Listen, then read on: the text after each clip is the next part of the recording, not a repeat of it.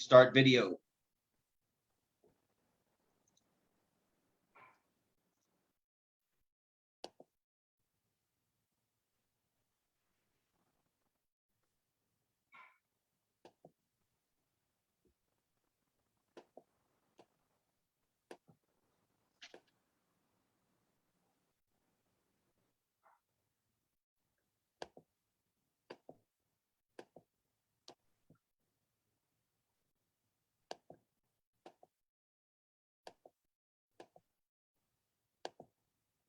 All right, we are live in public. It is 8:58 this morning. We'll go live in 2 minutes. We are out there on Facebook, and folks, give me a chance to have this spread out a little bit more. Share, post. Let's get this day started. We've got Mike the Hawk Tucker this morning. It's going to be a great day on Cafecito con Colón. Thank you for joining us. Most cool. Thank you so much, Brian. It's a great honor to be here with you, and God bless you and the great Honorable Secretary of the Interior, Deborah Haaland, and our fantastic Governor Michelle Lujan Grisham, who led us through the pandemic and continues to lead us with brilliance and wisdom. Thank you so much for having me. You bet. We'll start in just one moment.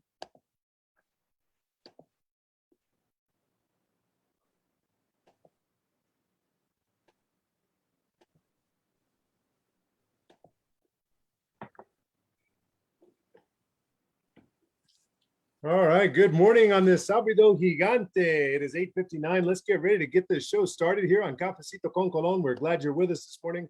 Welcome, welcome, welcome. Thrilled you are here and able to join us on this beautiful Saturday morning here in the land of enchantment, the Tierra del Encanto, the 47 star on that beautiful flag of the United States of America. Thank you for joining me. It's always great to be with you. I've been missing you. The Office of the State Auditor and my campaign for Attorney General has kept us in a pretty robust pace. And so we have not been able to do Cafecito as often as I'd like to. You know that we're trying to do it on Friday mornings with the New Mexico Hispanic Heritage Committee, and also on Saturdays, the Sábado Gigante, where we shine a spotlight on good people and good things going on here in our beautiful state of New Mexico, led by so many wonderful elected officials and policy leaders like that member of the upper chamber, that very first African-American who we knew could lead us well, and he has done just that. We are thrilled to be able to have in our audience this morning the Honorable Harold Pope Jr. Good morning, Senator. Great to see you. Swoops Montaño. Swoops, let me just say, yesterday was absolutely amazing. I had the honor and privilege, thanks to Swoops, the former president of the New Mexico School Board Association, has kept me engaged with that organization and allowing them to understand the importance of being a fiduciary for their school districts and being leaders in their community in one of the most difficult elected positions possible, which is being a school board member. And we had a blast yesterday. Yesterday morning, I started out at 5 o'clock in the morning. We hit the road, headed up to Taos, New Mexico, Condado de Taos. And we had a great time up there with his membership. And we just, my heart was full. I mean, I met some amazing individuals. Swoops, I got to meet that young man, the youngest, I think, elected official in New Mexico, but for sure, the youngest school board member in the state of New Mexico. I think he's 18 years old and 4 months when he got elected. Just a dynamic young man from West Central, I think, school district. Swoops, correct me if I'm wrong there. I know you know exactly who I'm talking about, but if you could post his name and district in there, that'd be great. That is right. The Honorable Mr. Vigil, great young man. I mean, that young man inspired me in an instant when I got to meet him. And I think put his school district in there, Swoops. Let's blow him up a little bit. We want to lift him up and say thank you for being a young leader who is not waiting to lead tomorrow, but he is leading today. And we are thrilled that he is. And so yesterday just was awesome. And I loved every minute of being up there in Taos. And then we did about 700 miles on the beautiful roads of New Mexico, because we went all the way from there. After presenting, we did an hour-long presentation, and I kept every one of those folks awake, and I was really pleased to be able to do that. And we enriched them with some really important information about the Office of the State Auditor and about the importance of each and every one of their leadership and engagement in our community. Then we left the School Board Association meeting there and drove all the way down to Alamogordo, New Mexico, beautiful Otero County, and we got to share an incredible event with that community. That was a worldwide premiere of a short documentary that has received acclaim worldwide. It's received 2 international awards, 2 awards here in the United States for short documentaries. An incredible piece of work that tells the story of the importance of Alamogordo and Los Alamos in the Manhattan Project. And just very powerful. My hair's standing up. Larry Sheffield, the best man in my wedding. It was a great show in Otero County. It was a great show of bipartisan love because Larry Sheffield, former state chair of the Republican Party, and of course I, before becoming state auditor, was chair of the Democratic Party of New Mexico. But Larry is literally one of my best friends on the planet, was the best man, stood with me in my wedding to my beautiful bride 25 years ago. On August 10th, we celebrate our 25th wedding anniversary with my bride. And he stood with me 25 years ago, and we continue to stand with each other on our journey. But he and his one of his best friends also, Trent DiGiulio, produced this incredible documentary that really lifts up the importance of Alamogordo and Los Alamos in ending World War II. And so check out that documentary. I'm going to start putting up some links here. I want to welcome both my guests, Daniel Serrano, an incredible leader in our community, who does a great job working and lifting up our beautiful community with the Albuquerque Hispano Chamber, but he also does a great job as being the literary agent for my guest of honor, Hawk, who is Mike Tucker. And let me just say that as soon as I stop talking, Mike's going to take over the show. He is going to just blow your mind. He has had an incredible journey in his life. He served his country with distinction and continues to tell his story and provide insights about that journey he was on. He's an incredible author. And let me just say, when I say an incredible author, I don't mean just of a little short. I mean, I got a new bookshelf just so I could hold Mike Tucker's work. And we're gonna talk a lot about that today. But then I've got to be very disciplined today. As much as I could spend 10 episodes of Cafecito con Colon with Mike Tucker, I've got a big rally down at the I think it's Wilson Park. Where am I going? Roosevelt Park. Roosevelt Park at 10 o'clock is the Indivisible Nob Hill rally that I'll be going to make sure that we support public access and engagement in our community. And we're going to do that at 10 o'clock. And I've also got the Young Democrats of New Mexico. Their annual meeting is today. And then I've got the second Saturday meeting out in Sandoval County. And then I've got just a host of events today, but I got to be very disciplined. Good morning, Leah. I'm going to come see you today, provided my wheels don't fall off after 700 miles yesterday. Because I started to say, so yesterday, I went all the way down to Alamogordo for that worldwide premiere. And I'll put a link here in the chat for that short that I was telling you about. Here's a story in the Alamogordo newspaper about Alamogordo, Center of the World, Trinity, 1945. It was shown at the Flickinger last night, a packed house. I mean, I walked in to support my buddy and the premiere of his movie, and I tell you, I couldn't believe the number of people that were there. Everybody from the mayor on down, and just a great showing at the Flickinger last night. But finished that, got back here around midnight last night here in beautiful Casa Colon, and was able to spend the night in my own bed, which I love to be able to do, especially when I'm on the campaign trail. That's not always an option. But we're pleased to have Miss Carriaga with us this morning. Good to see you this morning. Mesa Vista, that's the one, not Central District.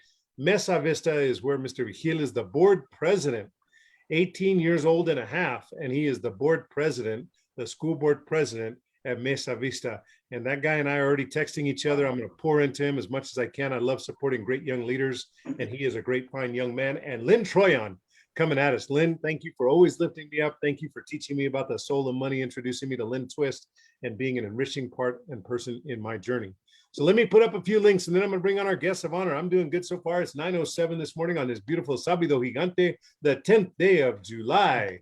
We are really doing great. It's my 922nd day in service to you as your state auditor. I've got 2.1 million bosses. I try and keep at least half of you happy on any given day. You might have seen in the last 48 hours, talk about keeping half of you happy. I know that some of you were unhappy when we held APS accountable on getting it right when they wanted to do revenue enhancements or compensation enhancements for our very highly valued educators. We had to do it the right way. We hit pause on that. We reset. And as you know from the newscasts, all three channels, the Albuquerque Journal covered that we found a path forward, working with all the stakeholders, everything from the Superintendent Scott Elder did a good job engaging me and my office so that we could find that path forward. We worked with the union, great job to union president and the leadership there, and all of the stakeholders, our educators, our engineers, our educational support staff, our librarians, everybody that makes the education system possible here for APS. We want to say thank you, and we're glad that we're able to find that path forward on getting that compensation enhancement out to you. So anyway, keeping happy on any given day that ends in Y. All right, let me get some links up. I am very excited. This is a big weekend. Not only was it the worldwide premiere of my buddy's film, it is also the weekend when we get to have some big things happen in New Mexico. We are going, my links are frozen up here, so I may not be able to put them up all at once, but this weekend, tomorrow morning, I don't know exactly what time launch time is, but we've got Virgin Galactic going up, first suborbital trip with some non-astronauts in the carrier, and we will watch that happen on Sunday morning. Very, very exciting. So we congratulate Virgin Galactic. We are thrilled that Spaceport America is got a great tenant in Virgin Galactic. We want to lift them up. We want to see Branson do exceed even his own expectations, which would be pretty hard to do because that guy has got some big, big dreams. And we are pleased to have Jeff Bezos following him, taking another New Mexican up to space. 82-year-old, if I remember right. This woman trained to be an astronaut, I think in the 60s, and was qualified, but because of her gender was not permitted to go up into that launch. And today, I think 50 years later, she's going to get to do that. With Jeff Bezos, Albuquerque native here. I think he lifts in a couple of weeks, but tomorrow, Virgin Galactic will do that trip. So speaking of, my links are working again. Let me find the link that talks about that lift. Yes, that is so happening tomorrow. while you do that, the link I'm looking at right now, it is 2 p.m. 2 p.m. All right. 2 p.m. BST. Sunday, 6 a.m. PT. So 6 a.m. Yeah, so it says Sunday, 6 a.m. Pacific time, 9 a.m. Eastern time.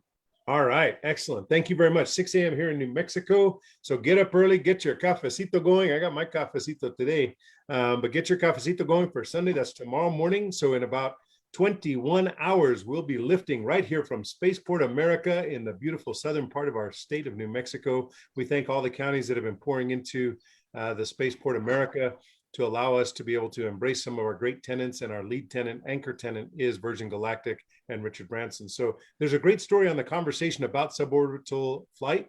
It gives you a sense of what that actually means and what it means to the future. You've got an aerospace engineer being featured on the conversation, one of my favorite blogs. And let me just also say that I need your help, because what I learned today, thanks to Adrian Gomez covering in the Albuquerque Journal, I learned that Eva Longoria is filming in New Mexico. She's directing something. So if you see Eva walking around here in our Tierra del Encanto, please tell her to call me. I'd love to sit down and have a visit with her. You know, I'm in love with Eva, and not as much as I love my wife, but I'd love to sit down with you, Eva. I haven't seen you in a long time. It's been, I think we met each other at the Democratic, where did we meet, Eva? Was it the 2000 convention? I think Aleli is in there. I think I met Eva Longoria at the 2000 Democratic National Convention. I haven't seen her since. So Awesome. Eva, please, we need to reconnect. It's been like 20 years. I mean, 2 decades is too long. We need to get together. So let's do that. Check out Eva Longoria in the Albuquerque Journal. She is here in the land of enchantment on the ground. Speaking of cool things, well, this one here, as we continue to lift up the conversation about the importance of diversity and celebrating the incredible diversity here in our land of enchantment, this is a great story because, and this came out a few days ago, but somebody recently asked me about cultural appropriation. And this here is a fantastic, I love the conversation. Great, great blog. Cultural appropriation versus cultural appreciation. And this is a great story. I think you might want to check that out. Let me see here. What else do I have for you? I'm going to skip that one. I'm going to skip that one. I'm going to give you a good United story. They closed strong against Colorado Spring. There we go. Somos Unidos.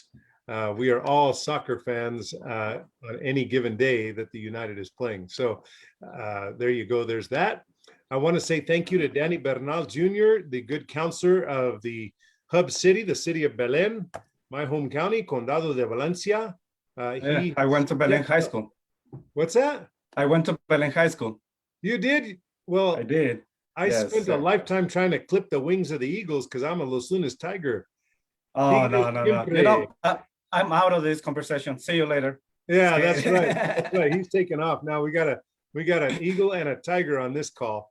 Thank you, Dan Serrano. Well, you've got a great young man, Danny Bernal Jr. Talk about one of our young leaders in New Mexico. He did a great job being front and center when the flooding started in Belen. That guy was out there. Unfortunately, he called me at 11 o'clock that night for some guidance, and unfortunately, I missed his call. But that guy was working through the night, making sure that New Mexico is paying attention. I want to say thank you to Dr. Howie Morales, mi hermano. Dr. Morales, our lieutenant governor, did a great job of being on the ground. I got to just say this. I saw some of those clips and his pictures of him being on the ground and wrapping his arms around that community, and just beautiful. I mean, some of those pictures, I texted him and I said, Doc, I said, you didn't just look like a lieutenant governor. You didn't just look like you're doing a great job representing this administration and all elected officials in New Mexico. You looked flipping presidential. I mean, he just was out there and just really embracing the community. Lots of good things going on in Valencia County around this flood. People are coming together. Here's a great story on KRQE about the community coming together to do some reparation work in the cemetery there that was impacted by the flooding. So with that, let me just, lots of good things going on in New Mexico, but lots of communities needing our support, our love, and our prayers. So let's make sure we continue to lift them up. So with that, it is 9:15 exactly. We got about 30 minutes to get this show in the books. And I want to say I couldn't be more pleased and honored to have these two guests with me. Sorry, I haven't been able to mind the chat as much as I normally do and would like to, but I am going to get back to focusing here on my guests as we roll this show out. I want to say, Chairman Weathers, thank you for being with us. JD, taking care of us there in Condado de Morra. You know how to put on a matanza, and I certainly enjoyed being in that beautiful county. It's an honor to serve that county as your state auditor, and you did a beautiful job bringing together community. So thank you very, very much. Ms. Fresquez is in the house. Thank you. Good to see you this morning. All right, I'm gonna get back to this here. So let me introduce my guests of honor today. I'm going to start with kind of the guy that brings good people together. He is a leader at the Albuquerque Hispano Chamber of Commerce. He does a great job lifting up our business community, and he does a great job connecting with me and allowing me to engage with people that are interesting, dynamic, and leaders in our community. And he connected me up with Mike Hawk Tucker. And I want to say, Daniel Serrano, thank you for being a beautiful voice in our community, a beautiful human being, and a real leader. He is a literary and film rights agent for Mike Tucker. He's a membership engagement specialist for the Albuquerque Hispano Chamber. He carries his SAG card. We're pleased to have him. I'm wearing my firefighter AFT local 244 union shirt, but we know that we're grateful for the New Mexico Film Union, and I've got my Film Union jacket hanging in my closet with a lot of pride. We appreciate that, and we're thrilled to have you this morning. Welcome to Cafecito con Colón, Daniel Serrano. Muchas gracias, Mr. Colon. I really appreciate the introduction. Thank you so much. Thank you for having us over here. Thank you, everybody, for watching and, logging to Facebook and taking your time, for watching. It is a great honor for us to be here at your podcast. It is awesome. I watch it, several times. And, well, it's about one time. Nah, just kidding. No, but I do. I follow you a lot. I know that you are a great leader, and you talk a lot with the community. You get involved a lot with the community, and I was telling Huck, I was telling Mike about it, and telling him about you. Everything that you do, everything that just besides being on a political side, you are more for the community. You are more for the community, and that's what it shows what is a great leader is. So much. That's very, very kind of you, Dan. Thank you very much, Mr. Serrano. Thank you. Those are beautiful words, and I'm honored to be serving. I take this opportunity to serve New Mexico very seriously, and it's it is for me an opportunity to live my dream of giving back to my community, and I'm grateful to be able to do that. So thank you for those kind words, my friend. I appreciate it Thank very, you. very much. And I just want to say too, thank you to Mike. Thank you, Mike. Thank you, Hack. Thank you for to give me the opportunity to be your agent. Thank you. And I don't just become your agent, I become your friend too. You're a great guy. You're a guy of someone, a man of history, like a living history. You have done so much for community, has done so much for country. You have done so much for other people on the other side of the world too. So it is an honor to be your agent, but mainly too, to be your friend too. You're welcome, Daniel. It's an honor to be your friend, my man. Thank you And both. Viva el Tiburon. And thank you so much for your kind words, brother. Indeed, indeed. And we're glad to have with us my commander in waiting, Andrew Jaramillo, one of APD's finest. Thank you. Love to you and your family. I miss seeing you in person. We're going to make that happen soon. Andrew, thank you for being here today. Let me take you over to our other guest, really our guest of honor for the day, Mike Tucker. He's also known as Hawk. Mike infiltrated the Arabian Peninsula in March 2010, covertly lashed up with the Bedouin, and was a counter-terrorist Ronin against Al-Qaeda inside Saudi Arabia for 5 years. An internationally acclaimed counterterrorism expert and writer, he was under fire with Spanish counter-terrorists on the second day of the siege of Banco Central in Barcelona, May 24th, 1981, which ended the threat of the fascist dictatorship returning to Spain. Embedded with American snipers in the Afghanistan War and the Iraq War, he was wounded in the Hindu Kush in 2009 on a mission against Al-Qaeda, the Taliban, and Lashkar-e-Taiba. Terrorists that were all in Afghanistan at the time. He's a Marine infantry veteran. He worked as a concrete and demolition laborer and aided refugees during his apprenticeship as a poet and writer in Washington, D.C. back in 1983 through 86. He later wrote his highly praised master literature thesis, Hemingway's Cante Hundo, The Old Man and the Sea. And on the GI Bill from 1996 to 1999, we are grateful for that GI Bill. He went to James Madison University. He lives here in the land of enchantment, the Tierra del Encanto, and he is prolific in his writing, folks.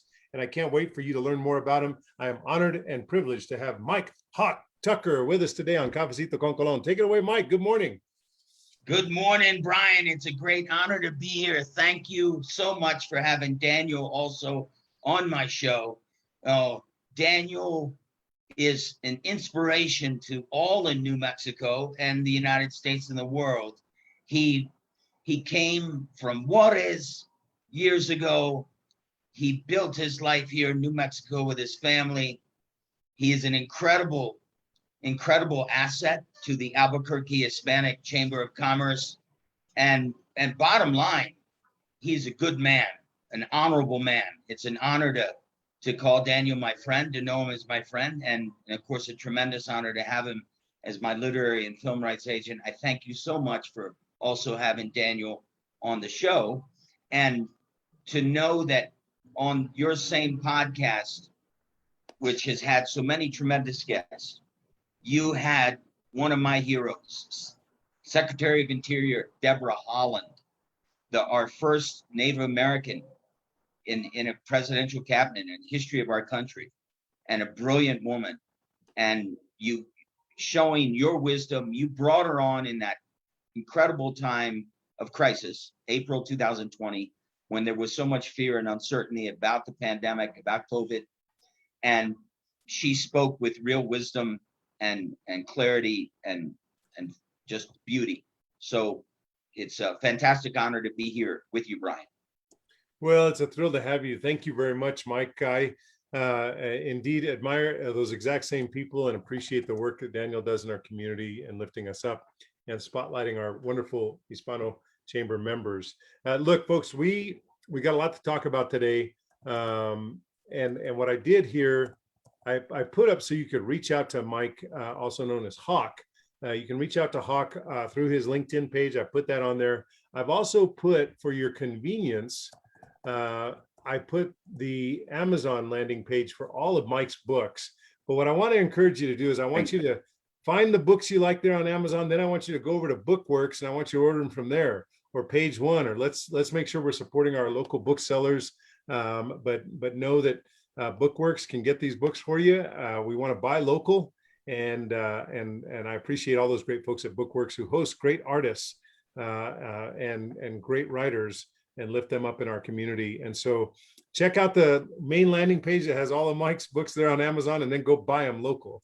But we appreciate that. Mike, let me just get a sense of, I think it would be helpful to have the backdrop of a little bit of your service. You served our country with distinction in the Marines and doing that counterterrorism work that's so important that, none of us really, frankly, give much thought to, because you just take care of business and in many ways. And we're able to sleep at night comfortably knowing that there are a lot of people out there putting their life on the line for democracy in this country and abroad. And so I'd love for you to just kind of give us a little bit of that texture, take a few minutes to share with us a lifetime of service, but in particular that work in counterterrorism and the work you did in Afghanistan and abroad. Many thanks, Brian. And to make sure that I tell you this before we leave, you're going to be the next Attorney General of New Mexico, my man. Right on. Counterterrorism for me, of course, begins in Spain in May 1981. I thought that my life was going to be, I'm going to be a poet, novelist, and rock on. And I was deep into Latin American studies, which strangely enough led to me doing the work in counterterrorism. I would not have been in Spain if I had not done my 44 hours in Latin American studies at James Madison. Part of that was my big Spanish minor. And there, May 23rd, 24th in Barcelona, 1981, as a civilian, I volunteered for the counterterrorist operation. I was at the head of the media. I got in through the security cordon by telling the Spanish paramilitary and Spanish police, yo soy poeta norteamericano, and that got me in. When we came under fire on the 24th, the media ran, which is, of course, human instinct, but I stayed. And at that point, I moved forward, called in the signatures, called in the muzzle flashes on the terrorist AK-47s, and helped stop Spain from becoming a fascist dictatorship. That was my baptism under fire. And that taught me more than anything else how right it is to fight the good fight. And working with refugees was crucial too in my journey. But then by 86, I knew I'm really pretty damn good at counterterrorism. And I was already doing analysis.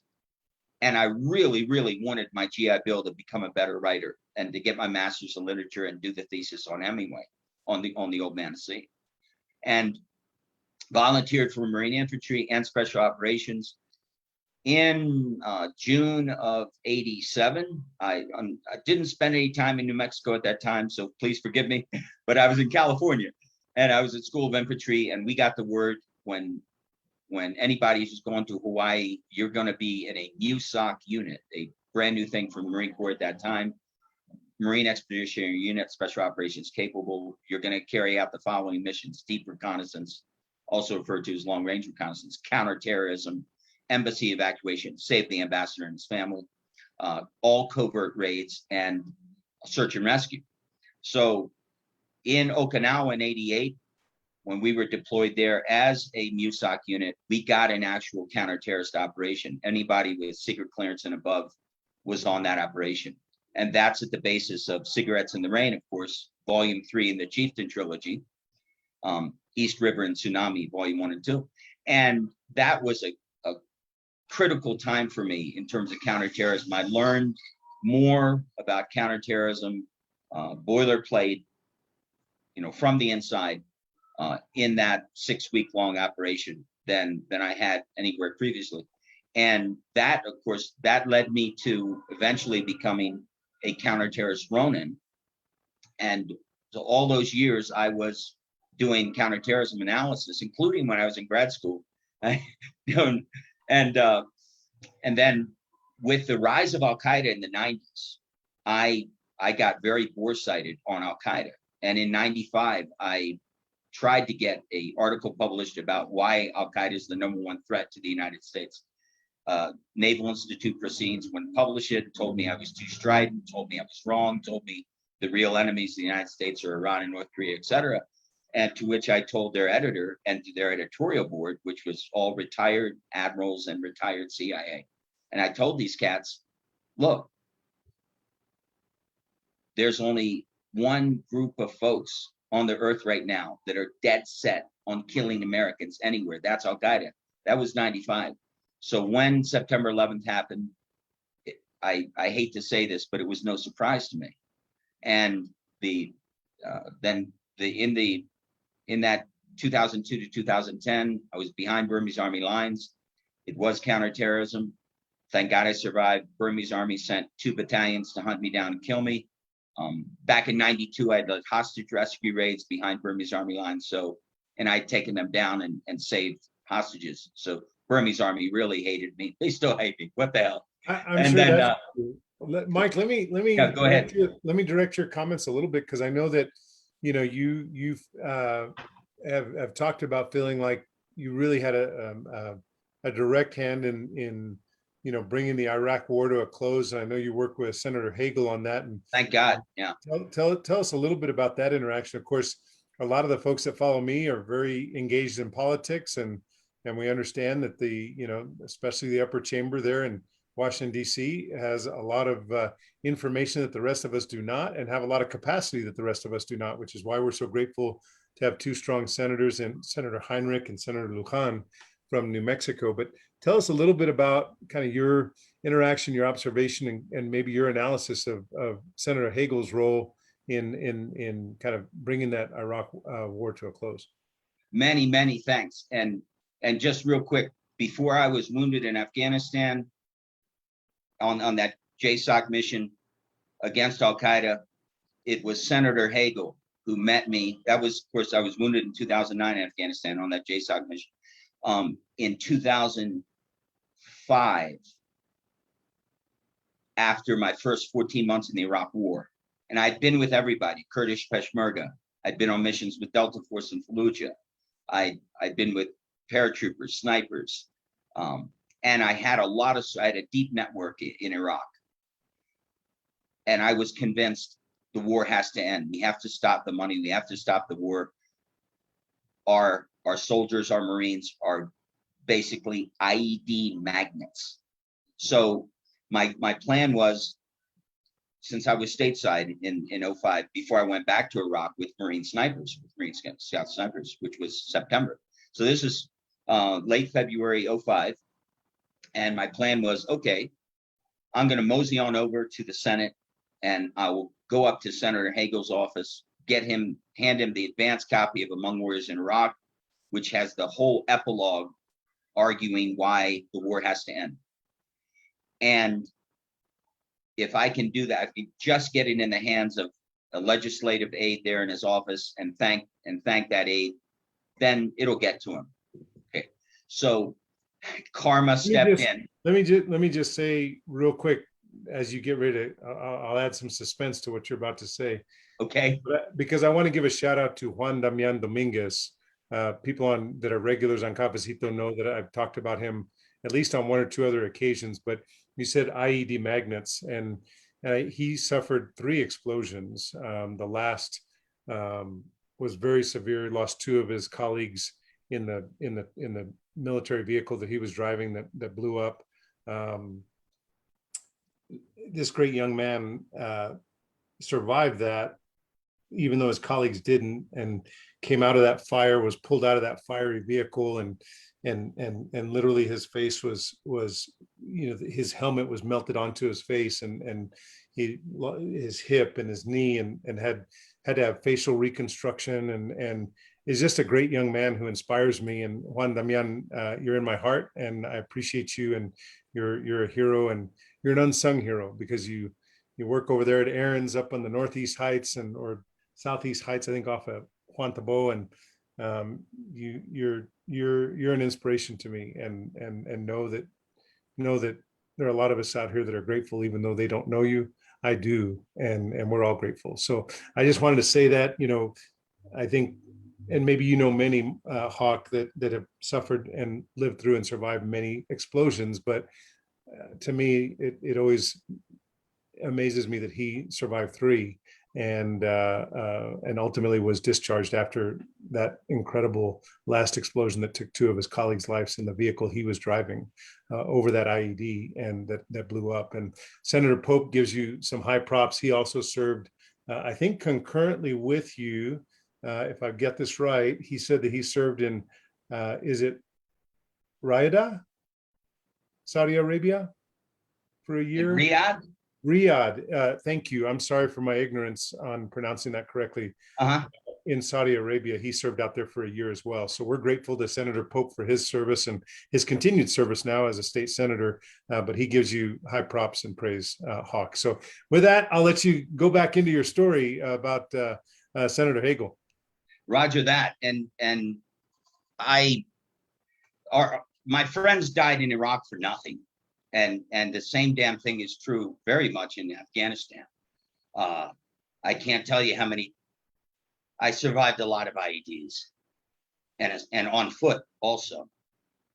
But by the grace of God, I'm here. And by the grace of God, Senator Hagel was in the stairwell at the Senate as I was going up to his office, and he was going to the Senate chambers to vote. So I seized the day, carpe diem. I seized the opportunity, and I had the books in my hand. I had Hell is Over, Voices of Kurds After Saddam, the only oral history of the Kurdish Revolution. And I also had the advanced copy of Among Wars in Iraq, which had my argument for ending the war. And I put them in his hands. I just said, Senator Hagel, like that. And he said, yes. And I said, I'm Mike Tucker. I'm a Marine veteran. I'm a writer. I was in the Iraq War for 14 months. We have to end the war, sir. Just like that. And Senator Hagel looks at me and says, it's an honor to meet you, Mike. Boom. And I handed him the books, and we talked a minute. And of course, he had no time. He had to go on the Senate chambers and vote. But I knew, being Senator Hagel is a warrior. And there's a saying among warriors, a true warrior never lies to another warrior. And I just felt it. I just knew Senator Hagel's going to get done. So we stayed in touch. And later on, I got him, of course, Ronin, which is the book that just nails corruption on the Iraqi side, and the first book that said, hey, Al Qaeda owns. Ronin is nonfiction, by the way, and Ronin is the first book, and I was the first writer to say on public record, Al Qaeda owns the Fallujah police. And before Ronin came out, I made sure that all my field intel and all the raw interviews of the scout snipers and my field intel analysis of Western Iraq 2006 got into the hands of Senator Hagel. And when he spoke out against the corruption in the Iraqi government and how deeply Al Qaeda had penetrated Iraqi security services, I knew I was making a difference. And what I did was, Senator Hagel and I had a quasi agreement. We are not going to tell the media at all what we're doing, because I was certain that the media would turn me as a veteran into some kind of political football.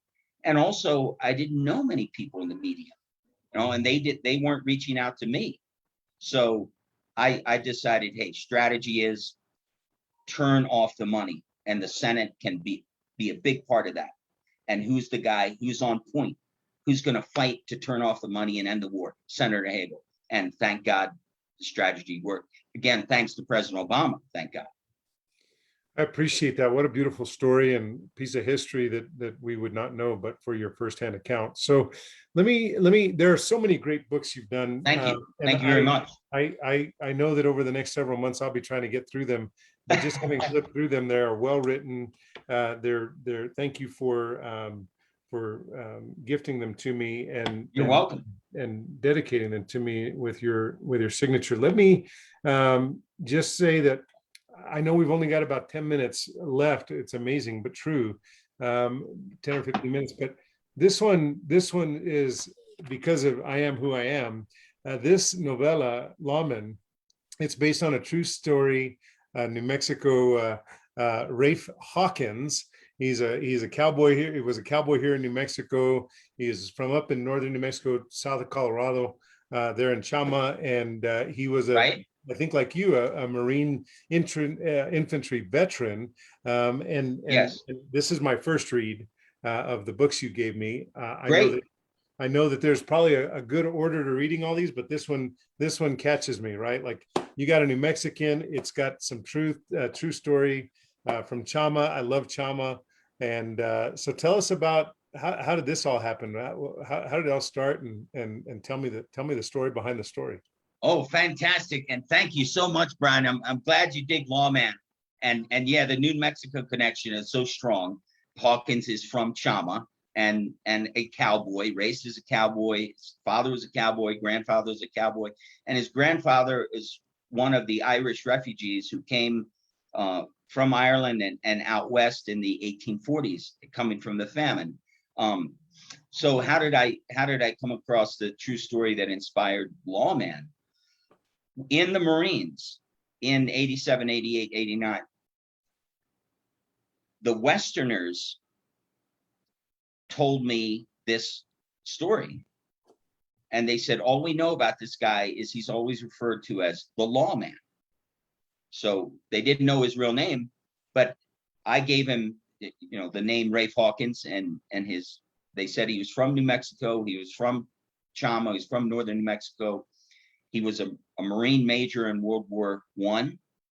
He joined the then Bureau of Investigation, which was renamed the FBI in 1935, but he joined the Bureau in 1920. And he was a legend. And he was hunting down the mob throughout the West. And he was raised by his father. You will stop the Klan, because there was a young Mexican immigrant who had become an American citizen and was on his father's ranch in like 1898, in the 1890s. Hawkins was born in 1885. And that young Mexican ranch worker, was killed by the Klan.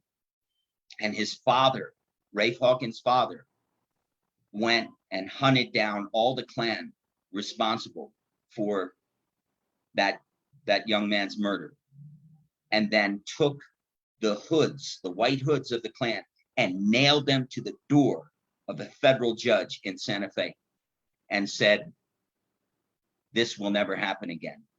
And Klan activity in northern New Mexico dropped off significantly.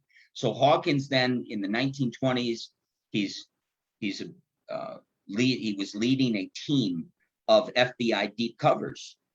We would call them deep covers. Now they are FBI special agents. They were always plainclothes, of course, and they were on mission after mission, going after the mob and bootleggers and gun runners in the Southwest and the West. They're because of the corruption in the FBI on the East Coast and prohibition. The story is that the FBI, Hoover himself, selected Hawkins from all the FBI special agents and said, you're going to lead a team and you're going to hunt down the mob in Maryland. And I grew up in Maryland. And the strangest thing was, after my time in the Marines, I double tapped on the legend of the Lawman, right? And lo and behold, yeah, there were more than a few people say, yeah, that guy did that. So that's where Lawman comes from. And then I'm not going to give away the ending, but man, Lawman rocks. Don't do it. Make sure you get a copy of the Lawman. Daniel, have you read this one? I'm sure you've read it all, right? Daniel, you read this one.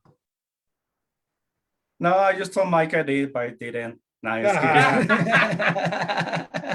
Literally. Yes, it is. Go ahead.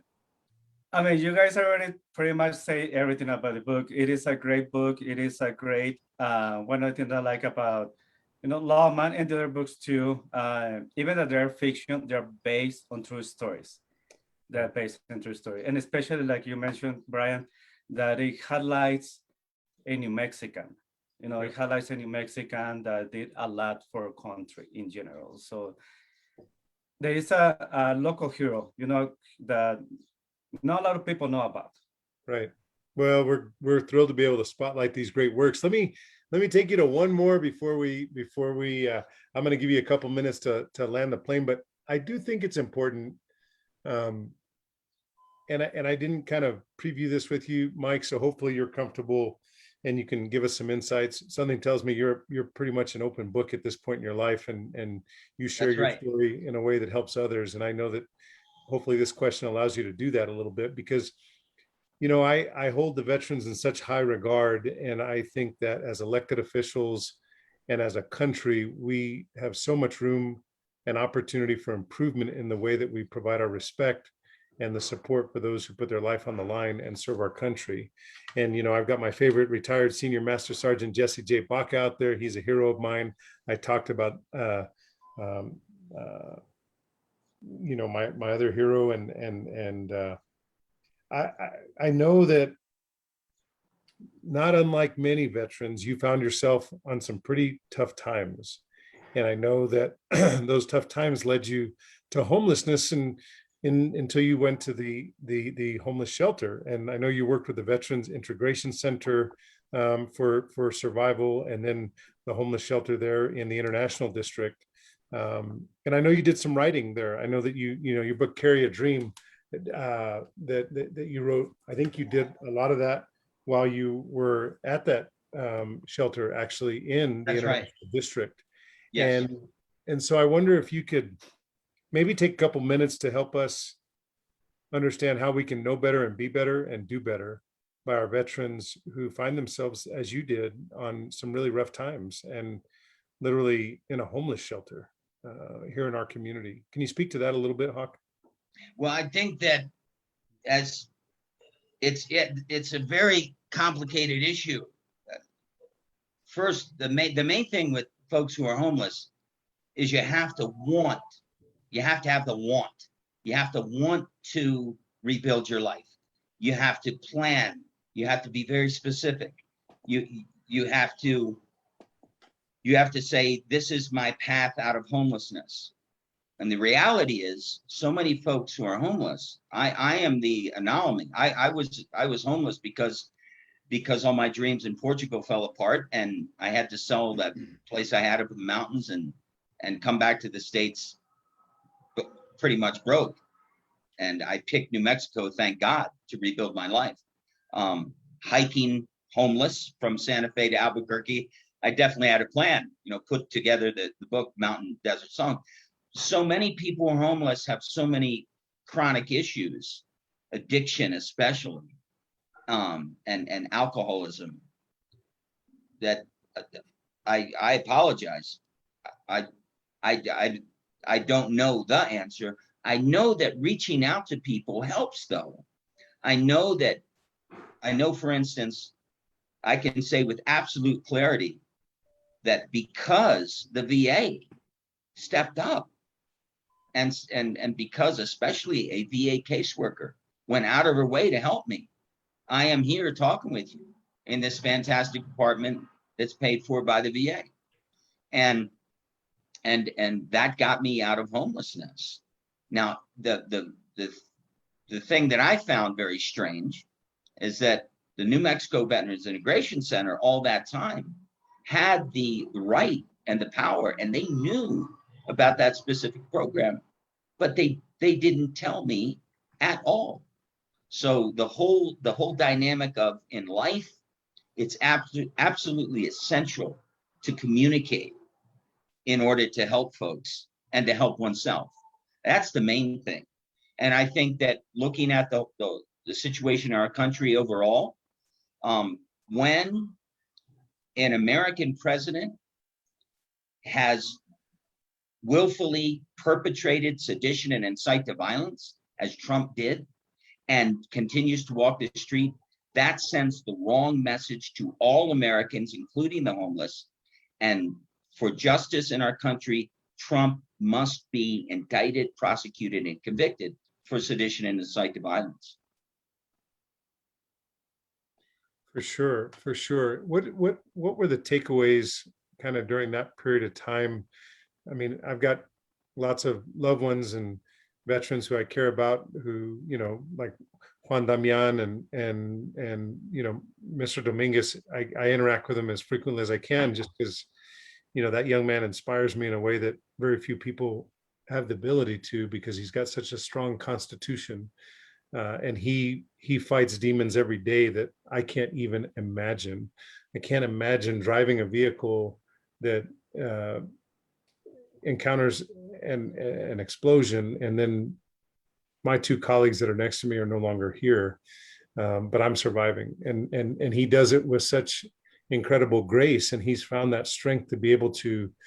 I call them demons, and hopefully that's not necessarily inappropriate, but I can't imagine the dreams and the thoughts, and I just, he is incredible. But in terms of maybe your coping skills or what you've learned on your very heavy journey, our veterans that are watching today, you know, who I love and admire and are my heroes, what would you share with them as we wrap up this episode? Because I think that's where I want it to land. If that's right with you, Daniel, if I missed some stuff you want me to cover, I'll before I turn over to Mike for the closing words, I just want to lift him up, and I want to lift up this very heavy stack of incredible books. And I don't have the entire Tucker collection, but I'm going to work toward that end.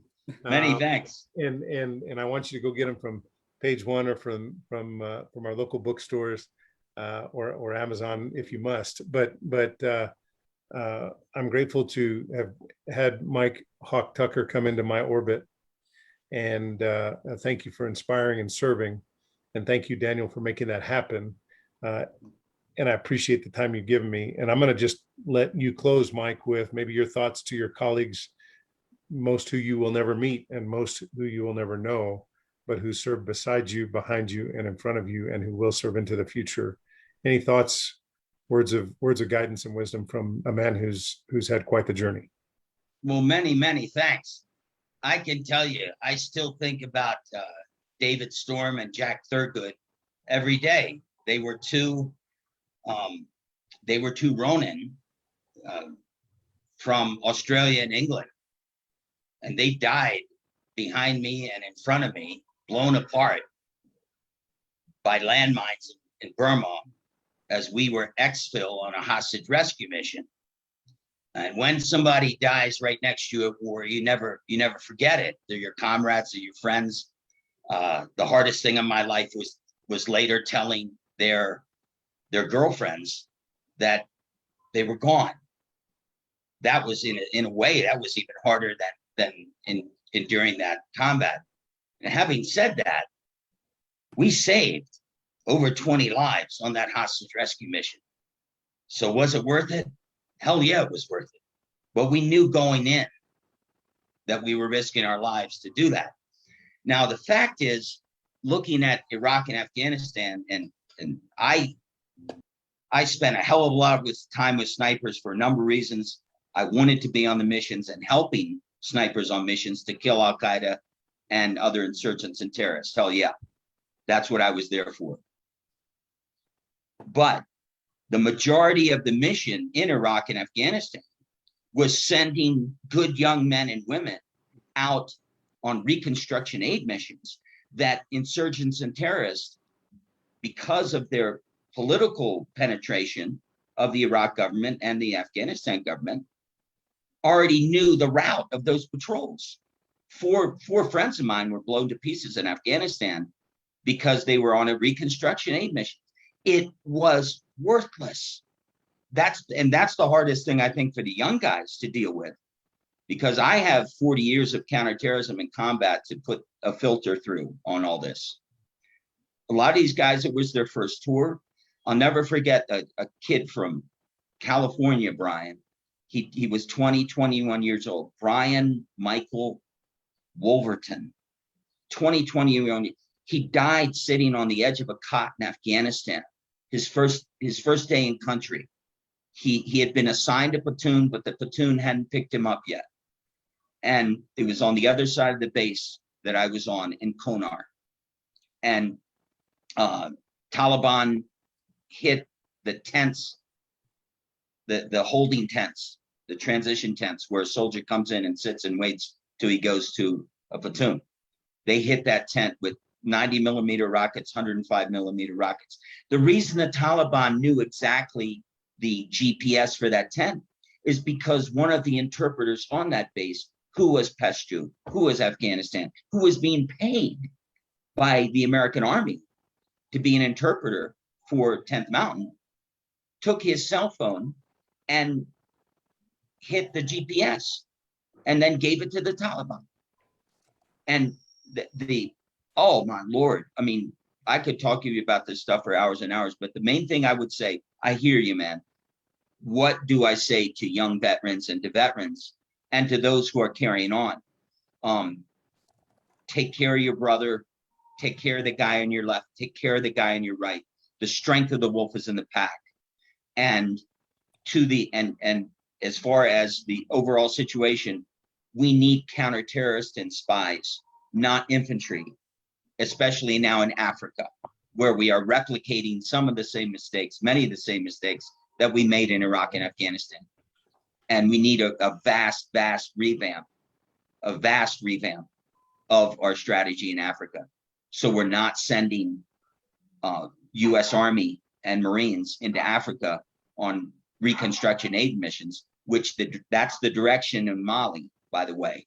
That's the direction. And that's where the Pentagon and CIA, that's what they want to, that's what they're trying to do. And it's completely wrong. And it will get more of our young people killed for a wrong strategy. Well, thank you for that. That's some heavy insights there to land this episode of Cafecito con Colon. Thank you for your candid insights. Thank you for being a leader. You know, I know we've mentioned it several times. You're an acclaimed Ronin. Some folks don't know that it's a counterterrorism expert. Somebody texted me and said, "What? You know, you keep saying Ronin. What does that mean?" It is a counterterrorism expert, and that is Hawk Tucker, a counterterrorism expert who served with distinction our country, and now has taken his talents and put them on paper and shared so many great stories with us, including what is sure to be my favorite, the Lawman. Lawman, New Mexico, but many others. Make sure you check him out. He's got a whole collection. He's got several trilogies: Three Snipers, Rogue, for Suzanne, Tsunami, Carry a Dream, for Maria. He's got love stories. He's got stories of the lawman and everything in between. So with that, I'm going to say thank you for your service. Hawk, real quick, one of my favorites too, it is Carry a Dream, because it's based on our war zone here in Albuquerque. You know, start with a two young couple and the way that they struggle and then get out of that struggle, you know. So and that's one of my favorites too. Daniel mentions this one here, Carry a Dream. I mentioned Yes. that a little earlier. This was the one that Mike wrote when he was at the homeless shelter, if I remember correctly. Is that right, Mike? That's right. And the hero is Santiago Montoya. Santiago Montoya, whose girlfriend is Catarina Sanchez. They are from the war zone. They're from the International District. And Santiago Montoya is based on a number of boxers that I met at Ray Zamora's gym, the Warrior Boxing Gym. Right? I love it. And yeah. All right, gentlemen, I appreciate you taking some time on this. Sábado Gigante to join me, Daniel Serrano, el mero mero de la Albuquerque Brian Hispano Colon, Chamber. muchas gracias. Gracias por venir. Tengo un buen fin de semana, and we'll see you on the next Igualmente. episode of Cafecito Thank you, con everybody, Colon. for watching. Thank you so much, Brian. Thank you very much. It's been a great honor. The honor is mine. Thanks for your service. Bye, folks.